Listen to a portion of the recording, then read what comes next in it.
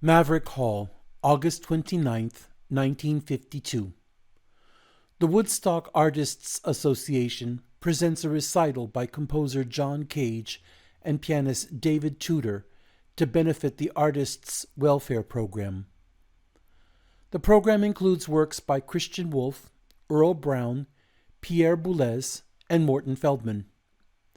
The penultimate piece, described in the printed program as 4 Pieces by John Cage, is now the stuff of legend. The unsuspecting audience, comprising largely of professional musicians, was completely ill-prepared for the new work.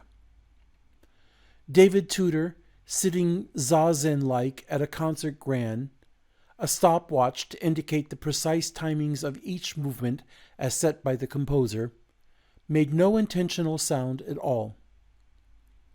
The very idea of sitting quietly confronted the very ontology of the traditional Western concert hall.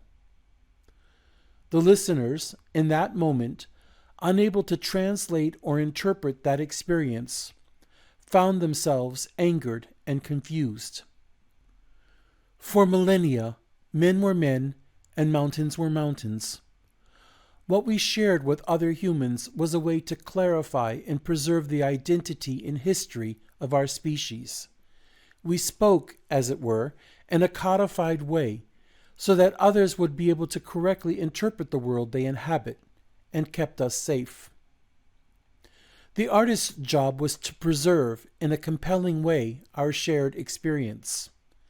That all changed when photography landed on our doorstep. The seismic shift in the role artists would assume created a kind of crisis, and the solutions have been as puzzling as the worlds from which it came. Now artists, like scientists, began to ask questions, even if it meant there were no answers. Artists responded by requiring the spectator to see art not only as an aesthetic experience, but also to decode it as an active participant. The shared understanding of cultural symbols, language, and information became destabilized, often leaving the viewer unable to interpret the work. Blank space, absence, silence, emptiness, however you call it, isn't a matter of abstraction. That potent and mysterious space engages the viewer with a conversation that is, for all intents and purposes, entirely imaginary, if not delusional. All art is subjective, unconditionally so. There cannot be anything that you see in the artwork that is not, in some part, already in yourself. In Metaphor for the Magnifico, Wallace Stevens sums it up this way: 20 men crossing a bridge into a village are 20 men crossing 20 bridges into 20 villages, or 1 man crossing a single bridge into a village.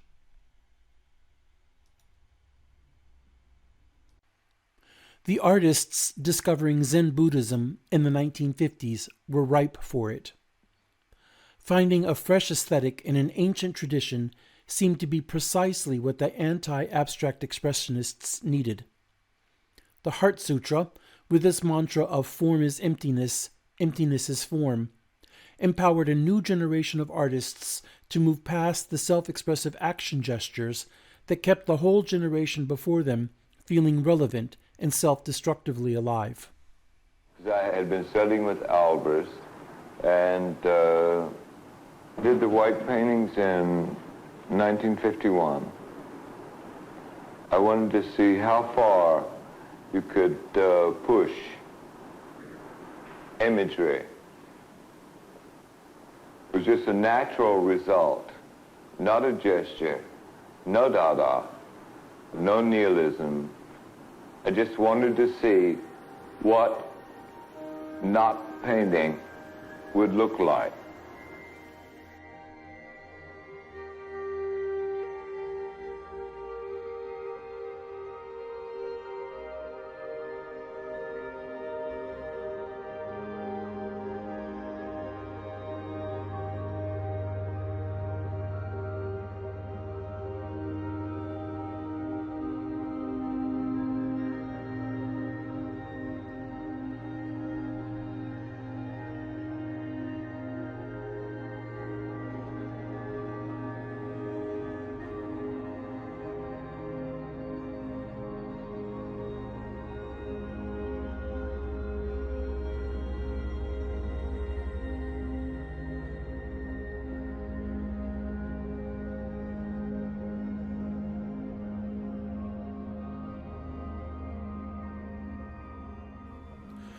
Can we have an aesthetic experience with the kind of emptiness that Cage implies?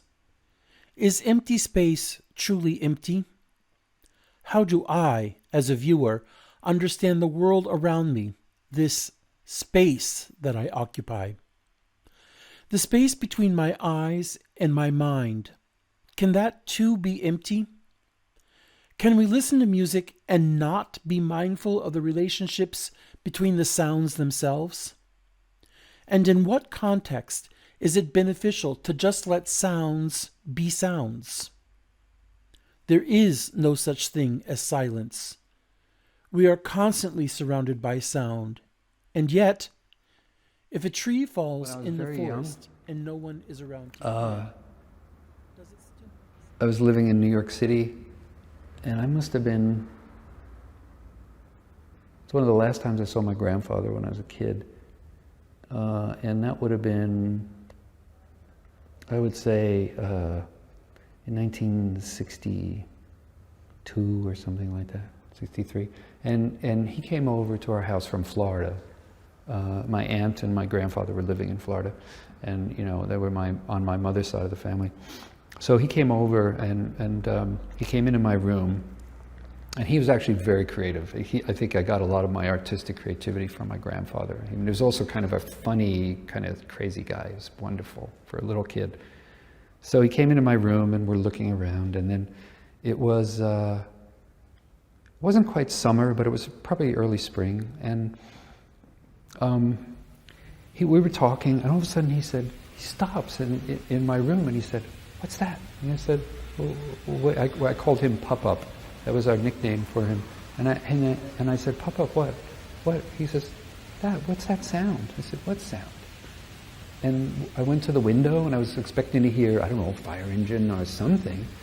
And he said, "Listen to the sound." And so I stopped, and I heard it for the first time. And it's the sound of all the cars, all the people, all the trees moving. Anything that's moving is making sound. And it's a kind of background noise for the world. And most obviously, if you're near the ocean, you hear that very clearly. But when we're going through our daily lives, we don't even recognize that. And I'm not talking about the car that goes by quickly. It's just even in the middle of the night, just, put your head out the window and you hear that. It's like a shh. It's a constant sound that absorbs all the other sounds. And he taught me that. And so he pointed out, again, to something that was invisible. He pointed that out to me, and I never forgot it.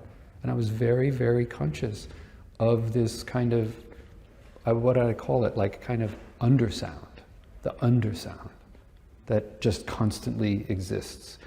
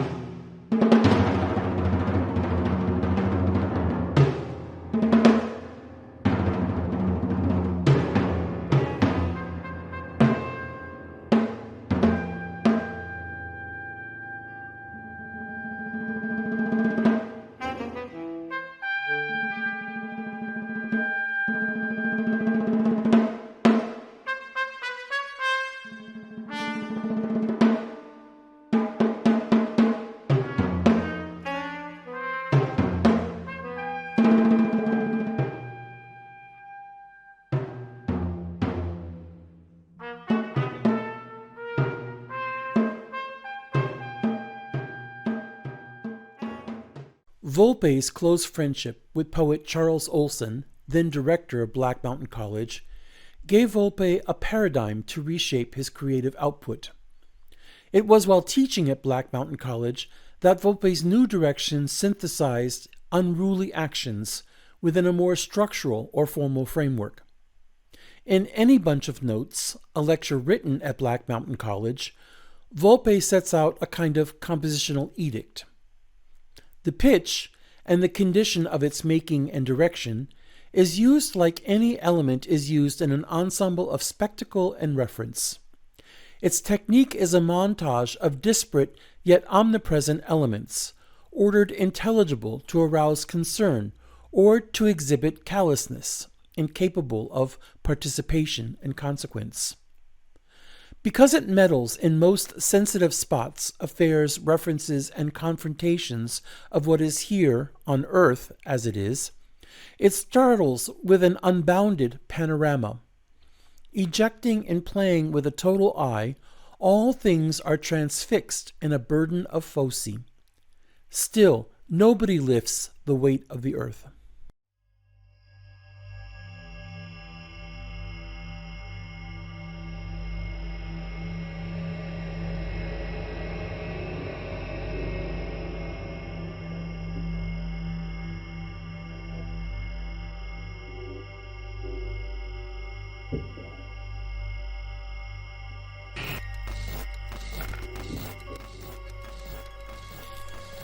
There was an international conference of philosophers in Hawaii on the subject of reality.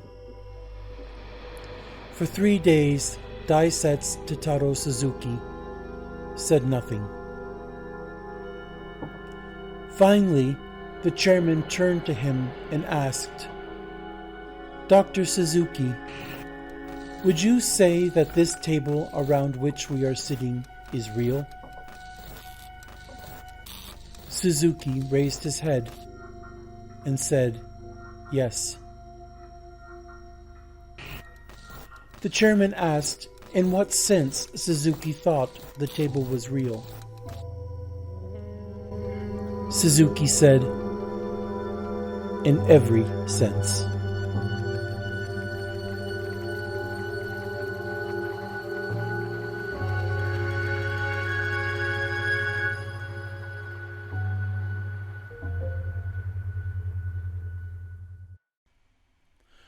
So this space between, this emptiness from which we are asked to receive a work of art, where does it lead? Masao Abe addressed this concern in his essay Emptiness as Suchness. The emptiness from a Western perspective is quite unlike the emptiness found in Buddhist philosophy. I think that everything is empty may be more adequately rendered in this way. Everything is just as it is. A pine tree is a pine tree, a bamboo is a bamboo, a dog is a dog, a cat is a cat, you are you, I am I, she is she.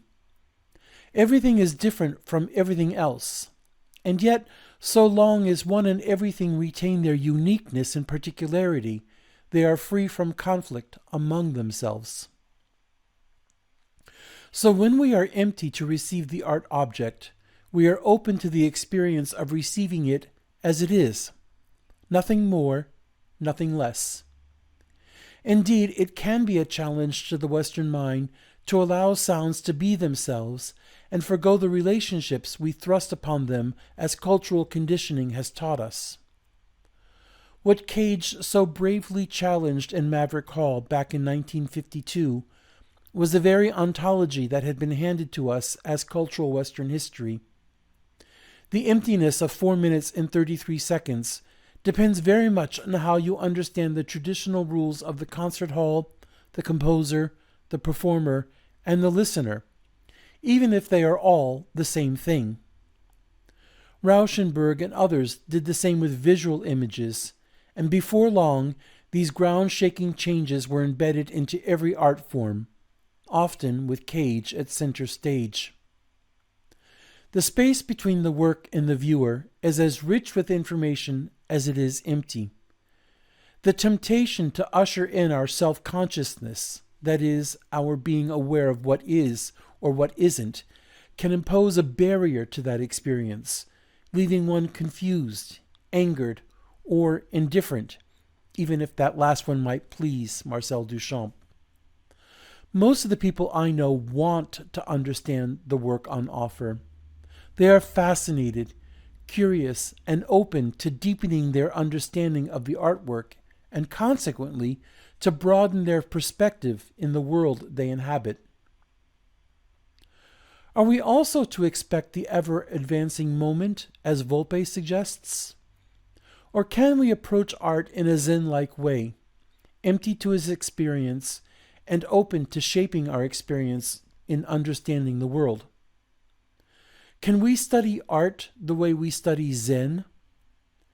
Is the art experience a kind of zazen?